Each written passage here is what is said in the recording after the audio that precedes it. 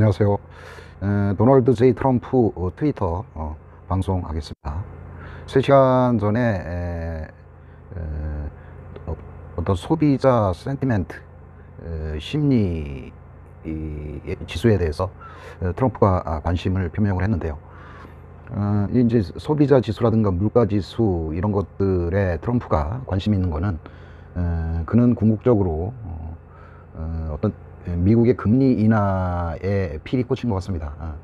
그러니까 모든 그의 행동은 그러니까 금리 인하를 통해서 어떤 그 자본의 유동성을 통해 이제 어떤 월가하고, 미국은 우리나라보다 주식 투자자들이 굉장히 많고 그들의 어떤 심리가 어떤 그 표심으로 연결될 수도 있고, 그 다음에 또 미국은 그 연금 제도가 활성화되어 있거든요. 그래서 그 우리나라에 해당하는 국민연금이라는 그런 기관이 있는데, 그쪽에서도 퇴직금을 활용을 해서 주식 투자를 한다고 합니다. 그래서 이러한 그 금리 인하 이슈가 결국은 그 대다수 어떤 퇴직한 공무원이라든가 아니면 미국에 주식 투자하고 있는 사람들에 대해서 긍정적으로 작용을 하기 때문에, 그는 그 최종적인 목표는 어떤 그 모든 그 미국에 주식 투자하는 사람, 그 다음에 퇴직자들 중에 연금을 투자하는 사람, 이쪽의 표심에 집중을 할 필요가 있다고 생각하는 것 같습니다. 그래서 일단 금리를 인하를 해야 되고요. 그 금리 인하를 위해서 금리 인하가 되려고 하면 인플레이션, 특히 국제 유가라든가 이런 것들이 상승을 해서 인플레이션이 발생을 하면 어차피 뭐 패드에서는 금리 인하를 인상을 주장을 할 것이고, 그의 어떤 금리 인하 기조 정책에 어떤 혼선을 빚을 수 있기 때문에 저는 항상 그 소비자 신뢰 지수라든가 그 다음에 물가 지수에 상당히 관심을 표명하는 것으로 그렇게 알려져 있습니다. 소비자 심리가 15전 안에 최고치이다, 그런 이야기고요.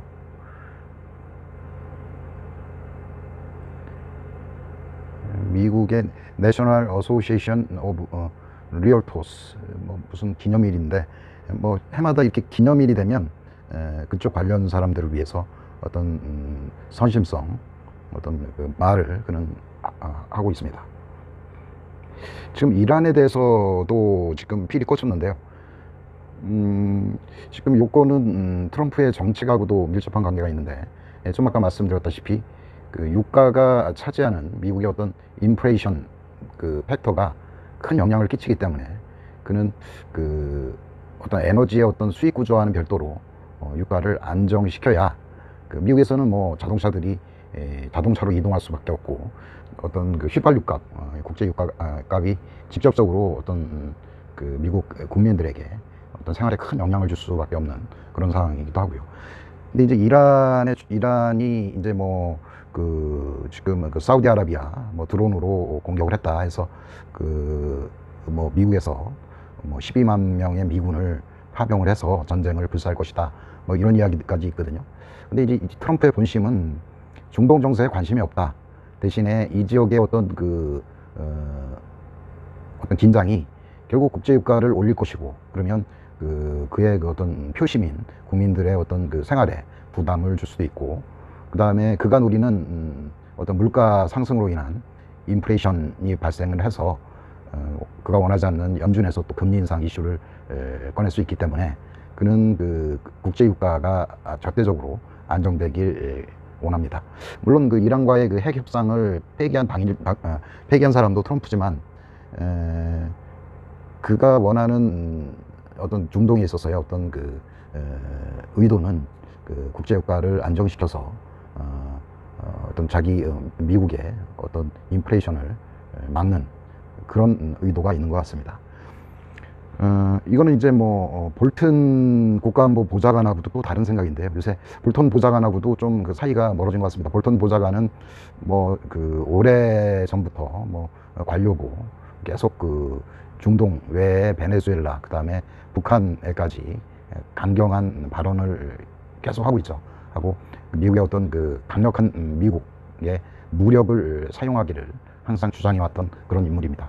그 볼턴 얘기하고는 다른 뉘앙스의 트럼프 이야기인데요. 그러니까 페이크 뉴스, 어떤 그 페이크 뉴스가 지속적으로 만들어지고 있는데, 이제 뭐 이란은 can have no idea, 어떻게 할지를 지금 모르고 있는 상황이다. 대체 무슨 일이 일어나는지 이란은 모르고 있는 상황이다. 그러니까 이란 달래기가 좀 숨어 있는 것 같아요. 그러니까 그 언론에서는 뭐 이란을 공격할 것이다, 이란이 호르무즈 해협을 봉쇄하는 의도가 있다. 그래서 그렇게 되면 국제유가가 또 폭등을 할 것이고, 그렇게 되면 어떤 그 국제적으로 세계 경기에 막대한 손해를 끼칠 것이다. 그래서 경찰 국가인 미국이 이란을 손봐야 되는 거 아니냐, 뭐 이렇게 주장을 하고 그런 뉴스가 기사화됐는데, 트럼프의 본심은 이란은 한 게 아무것도 없어. 걔네들은 지금 막 주변에서 떠들지, 이런 그 긴장감은 이란이 책임이 아니야. 오히려 그 미국에 있는 그 전략가들, 이런 애들이 이 모든 것들을 언론하고 같이 만들어낸 거야. 뭐 이런 이야기예요. 이제 볼턴을 겨냥한 것 같기도 하고, 뭐 뉘앙스가 묘합니다. 그게 뭐 특유한 뒤통수 때리기의 방법일 수도 있고요. 이거는 아직도 뭐 저 뮬러 특검, 그리고 러시아 공모설, 뭐 이런 거에 그가 편집돼 있다는 것을 알 수가 있습니다.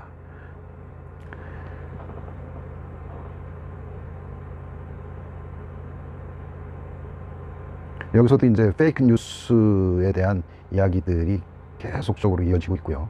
그 이란에 대해서 뭐 자기는 가만히 있는데, 뭐 저 이란을 공격해야 된다, 뭐 군사를 파견해야 된다, 이런 건 다 페이크 뉴스다 하고, 결정적으로 그 미국 그 국가정보회의 그쪽에서는 파악하기로는 이란이 호르무즈 해협을 봉쇄를 하고 뭐 저 핵 개발을 해서 미국을 위협할 생각이 없는 것으로 그렇게 보고가 된 듯해요. 뭐 이게 이제 말 그대로 이란 이슈로 특별한 어떤 그 전쟁에 대한 페이크를 만들고, 그 다음에 그걸 통해서 어떤 그 자본을 편취하는 이런 그 시스템을 비난한 듯합니다.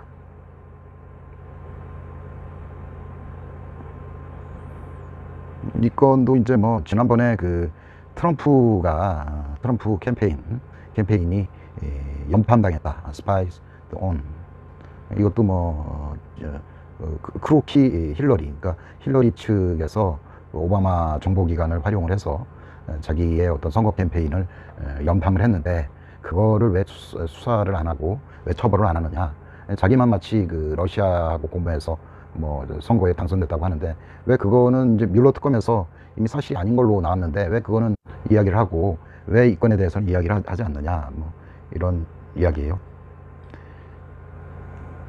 그러니까 뭐 58%의 사람이 그 당시에 그 FBI가 법을 어겼다, 그러니까 자기를 수사하는 수사하는 데 있어서 법을 어겼다고 어떤 여론조사 대상 58%가 얘기를 했다.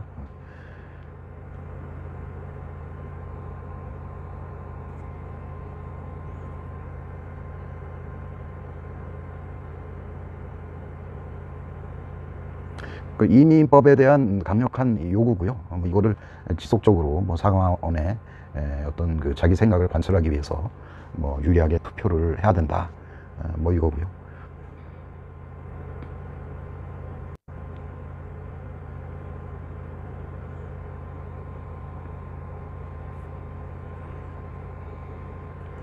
요 사항은 이제 빌디 블라시오, 누군지 모르겠는데 뉴욕 시장으로 돼 있네요. 이 사람이 지금 미국 그 대통령, 그 민주당 대선 후보로 일단 그 출사표를 던진 모양입니다. 그래서 뭐 말을 해서 아주 뭐 나쁜 사람이고, 그런 사람은 뉴욕 시장에 자격이 없다, 뭐 이런 이야기들을 하고 있습니다. 그는 그 상당히 그 공격적인 성격인 것 같아요. 그의 경쟁 상대자로 이미 낙인이 되면 그는 뭐 끝까지 물고 그 경쟁 상대가 시선에서 사라질 때까지 공격을 하는 습성을 가지고 있다고 생각을 하고요. 그는 그 뭐 그런 공격함에 있어서 뭐 그 어떤 뭐 강약 조종을 안 하는 것 같아요. 한번 물리면 지속적으로 공격을 하는 그런 습성을 가지고 있습니다.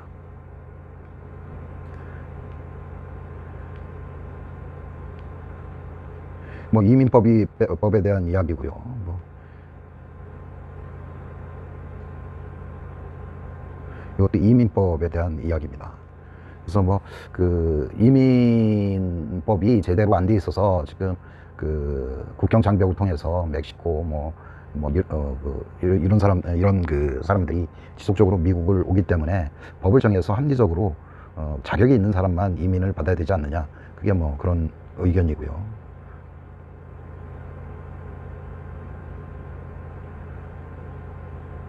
뭐 헬스케어 쪽도 지속적으로 관심을 가지고 있는 것 같아요. 그러니까 오바마가 만든 그 헬스케어 자체가 워낙 그 장치 자체가 훌륭하고 그 다음에 명분이 충분하기 때문에 그 건에 대한 공격은 지금 잠시 주춤한 듯 합니다. 하지만 좀 거기서 이제 중요한 건 뭐냐면, 이제 미국에서 중산층들이 오바마 케어 아프지도 않고 하는데 전체에 대해서 이제 그 보험료를 일괄 납부를 해야 되니까 그 건을 좀 선별을 해서 어떤 그 보험료도 합리적으로 조정을 하는 게 낫지 않겠느냐, 뭐 그런 의견만 게재를 하고 있는 것 같습니다. 여기도 이제 이란 이야기인데요. 지금 트럼프가 집권한 이후에 다 노딜이죠, 노딜. 그러니까 이게 이제 큰 협상을 위해서 그는 항상 정도표를 갖고 있는 것 같아요. 그래서 그가 유리하고 그가 그만이 할 수 있는 그런 어떤 분위기를 만들어서 최종적으로 타결을 갖는 그런 모양새를 갖추고 있는데요. 지금 그 트럼프는 원래 그 옛날처럼 미국이 신오리지 효과를 통해서 화폐에 대한 어떤 이득을 취하고 거기에 어떤 세계 경찰 국가의 어떤 경찰 국가로서 정의에 서서 세계 평화를 기여를 한다. 이 모든 것들이 그는 마음에 안 드는 거예요. 그 중동은 중동 알아서 하고, 베트남도 알아서 하고, 우리가 개입해서 자기 나라의 어떤 민족주의 이런 것들이 있기 때문에 결국 개입을 해도 미국 편이 안 될 수도 있고, 그러기 때문에 어떤 국제 분쟁에 있어서는 그는 철저하게 무 간섭주의로 일관합니다. 단지 이제 그 세계의 어떤 경제, 미국 경제를 위협하는 어떤 유가 급등이라든가 이런 것들은 그의 어떤 표심을 위해서 어떤 그 간섭을 조종자의 역할을 하고요. 그런 목적을 위해서는 수단과 방법을 가리지 않고 그는 군사력 외의 수단들을 동원을 해서 그런 그의 목표를 항상 달성하는 그런 경향이 있습니다.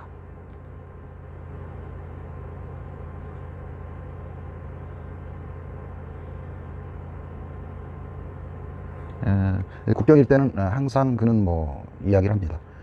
피스 오피스 메모리얼 데이인데 이런 기념일도 있다고 하고요. 지금 피리 꽂혀서 이란 쪽이에요. 이란 쪽 다 하고, 여기 보면 여기 이제 different opinions are expressed. 생각의 차이는 표현할 수 있겠지만 I make a deceive and final decision. 내가 결정을 만든다. 이거는 간단해. All side view and policies. 모든 측면과 관점, 그 다음에 정치 성향 등이 커버드 됐다. 위장돼 있다. 그래서 I'm sure 이란은 wanna talk soon. 이란은 곧 대화를 원할 거니까 주변에서 군사력으로 해야 된다 이런 얘기들을 하지 마라. 나머지 것들은 다 페이크다. 이런 이야기고요. 이것도 기념식에 또 찬사를 또 보냈고요. 여기 또 요거는 약간 코믹한데요. 이 사람은 그 조 바이든, 민주당 대선 후보죠. 전에 그 힐러리 클린턴 때 부통령을 했는데 얼마 전에 그 성추행 등의 어떤 문제로 구설수에 오른 이후 트럼프의 어떤 코믹 캐리커처에도 등장을 했고요. 이제 이 얘기예요. 조, 고마워 조, 기억해? 나는 너보다 머리도 더 좋아. 이 얘기가 뭐냐면, 폴 베다드라는 사람이 이제 트위터를 했는데, 이게 뭐냐면 그 트럼프 대통령이 20년 젊어 보인다고 합니다. 많은 그 민주당의 후보들보다 한 20년 젊어 보인다고 하고요. 이 사진도 그런 사진을 정확히 찍었네요. 존 바이든이 완전히 그 할아버지하고 좀 그 나이가 들어서 좀 그 정신도 좀 미약한 것 같고 피부도 상당히 많이 연로한 뭐 그런 상태를 보여지기도 합니다. 다른 내용을 간단하게 한번 볼게요.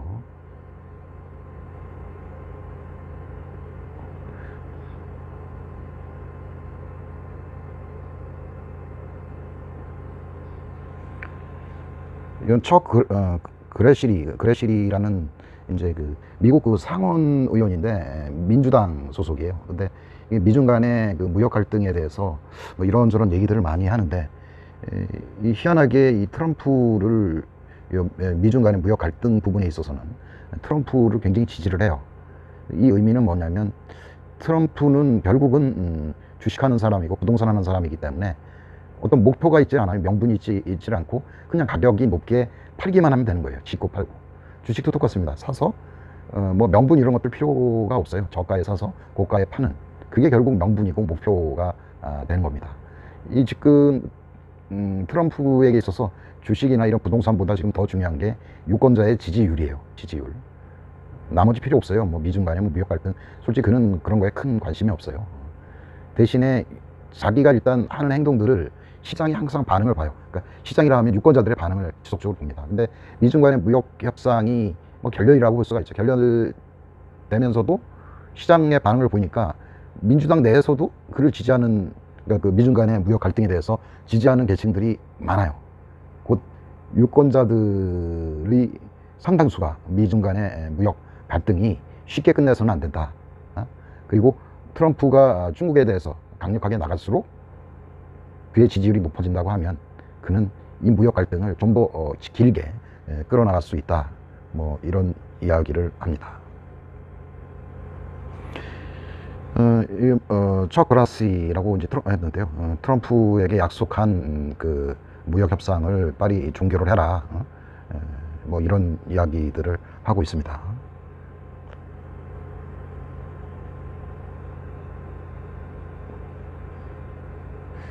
지금 보면요,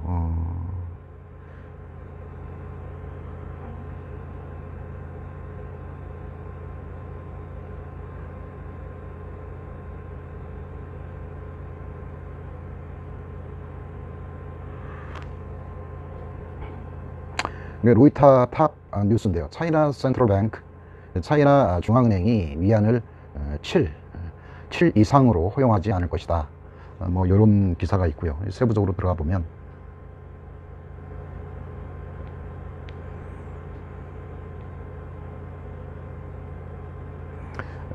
어떤 그 중국 그 어떤 경제 정책과 관련돼서 어떤 소식통에 의하면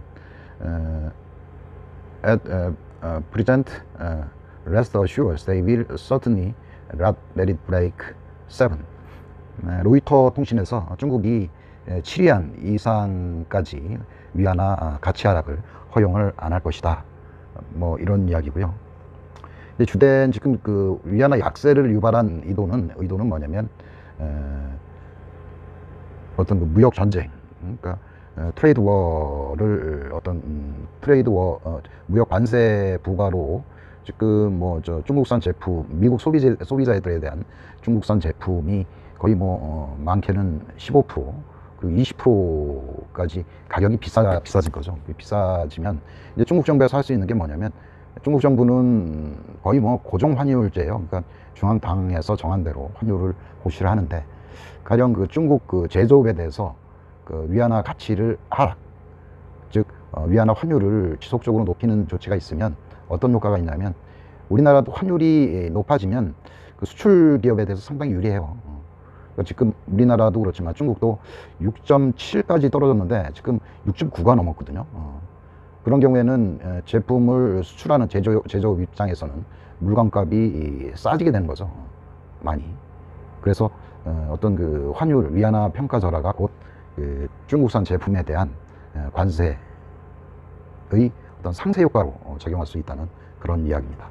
근데 이제 이게 7위안 정도로 넘어가면 이제 그 자본 이동, 그러니까 스마트머니라든가 글로벌 그 투자 자금들이 중국을 어떤 그 도미노 현상처럼 한꺼번에 싹 빠져나갈 수가 있거든요.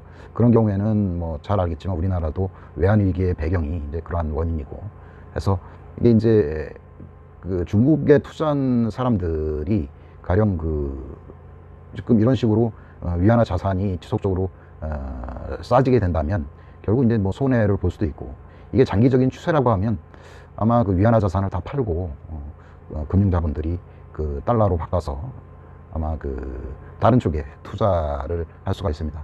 이제 이런 엑소더스 현상이 일어날 수도 있고 해서 그 중국에서 치리안은 최소한 방어를 하려고 노력할 것이다 라는 뭐 그런 내용입니다.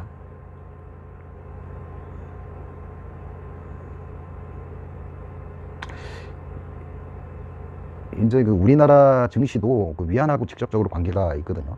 환율도 이제 뭐 거의 폭등 수준이고 지금 1194원을 유지를 하고 있는데, 이게 이제 뭐 더 이상 올라갈지 아니면 추가로 뭐 이게 그 2015년도 초인가요? 그때 1245원을 찍고 하락을 했었어요. 그래서 중기 1245원 이제 근처가 오면 나름대로 그 자금을 이제 뭐 포지션의 변화가 있겠죠. 고점이면 이게 다시 떨어지겠구나 하는. 근데 이제 이 방향이 중국이 치리안을 지키고자 하는 노력이 확인이 되고 그리고 치리안을 깨지 않은 그런 상황에서 포지션의 변화가 있다고 하면 우리도 환율이 다시 하락할 수 있는 그런 동기를 제공을 하고요. 근데 이제 위안이 지속적으로 증가를 하지만 환율이 지속적으로 증가를 하지만 이게 무역 전쟁에 대한 이슈는 아까 이제 트럼프 생각이 이거 해보니까 결정 안 내고 강력하게 나가고 판을 깨니까 유권자들이 자기를 더 좋아하게 돼요. 그러면 이런 무역 전쟁은 길어질 수가 있습니다. 오사카에서 6월 말에 지금 G20 정상회담이 있는데, 거기서 이제 기대감이 미국이 금리를 인하할 것이야, 거기서 무역 협상을 타결할 것이다, 이런 이야기가 기대감이 안 그럴 확률이 더 크다라는 그쪽으로 선회를 한다고 하면, 그 무역 전쟁에서 중국이 택할 수 있는 위안화 약세가 아까 얘기한 치리안으로 한계가 있거든요. 그래서 그 무역 협상의 결과는 위안화 환율 차트만 보면 돼요. 이게 위안화 환율이 뭐 7을 넘어서 지속적으로 간다 그러면 추가로 우리나라는 2050 이하 2000까지 아주 진바닥까지 추가로 하락할 수 있습니다. 이제 그래서 결론은 이제 뭐냐면, 추가로 위안화가 환율이 7 이하에서 고점을 만들고 추세적으로 하락을 한다면 그때 우리나라 원화 자산을 쓸 수 있는 절대적인 기회가 찾아올 것입니다. 자, 오늘은 5분 트윗 좀 많이 길었는데요. 참고가 됐으면 합니다. 즐거운 주말 되세요.